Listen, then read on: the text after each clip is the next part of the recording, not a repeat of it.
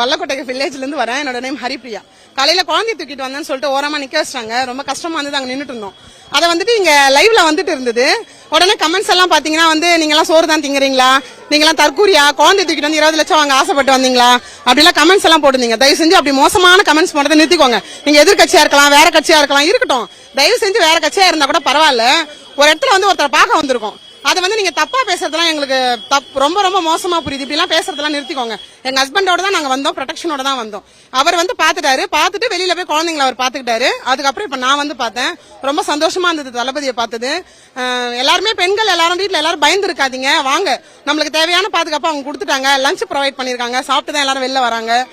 வாங்க, எல்லா மகளிரும் வெளியே வாங்க, பயப்படாதீங்க, பயப்படாம வாங்க, குழந்தைங்களை கூட்டு வராதீங்க.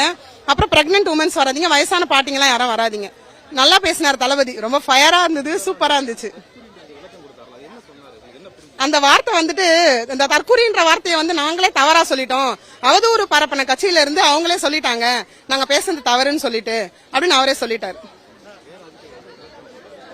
அவங்க நாங்க பேசுறதே தப்புன்னு சொல்லிட்டு ஒரு ஆளுங்கட்சி எம்எல்ஏவே ஒத்துக்கிட்டாரு. நாங்க பேசுறதே தப்பு, இது தவறான வார்த்தை அப்படின்னு சொல்லிட்டாரு. அந்த மக்கள் தானே உங்களுக்கு ஓட்டு போட்டாங்க.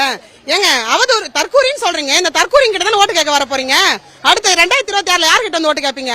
உங்க வீட்டு உங்க சொந்தக்காரன் உங்க பங்காளி கிட்ட ஓட்டு கேட்பேன். எங்க கிட்ட தானே ஓட்டு கேட்பேன். நாங்க தற்கூரி எல்லாம் கிடையாது. மக்கள், சரிங்களா? மக்களை மரியாதையா பேசுங்க ஃபர்ஸ்ட், அதுக்கப்புறம் என்ன வேணாலும் பேசுங்க. 2026 நெக்ஸ்ட் சிஎம் அவர் தான். எங்க பெண்களோட எல்லாரும் ஓட்டும் அவருக்கு தான். கண்டிப்பா அடுத்த வருஷம் வந்த உடனே எல்லாருக்கும் வீடு இருக்குன்னு சொன்னாரு, பைக் இருக்குன்னு சொன்னாரு, பொண்ணுங்களுக்கு சேஃப்டி இருக்குன்னு சொன்னாரு. இதை விட என்ன வேணும் ஒரு பேசுறதுக்கு? இதுக்கு முன்னாடி இருந்தவங்க எல்லாம் என்ன பேசினாங்க? எதுவுமே பேசல. இவர் பேசுறாருல, அதுதான் தளபதி.